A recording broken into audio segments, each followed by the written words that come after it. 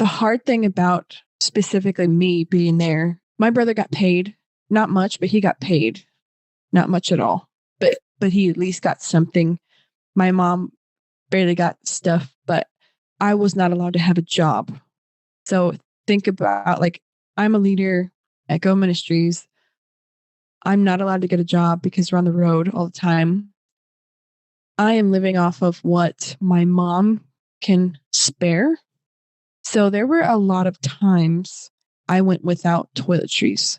People would let me borrow like a squirt of their shampoo. I got really, really skinny because I didn't have, you eat your meals, you have breakfast, lunch, and dinner, but it's not a whole lot. You're never really full.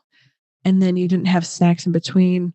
It was like a struggle because it's different because people had parents back home and family back home, but we didn't have a home.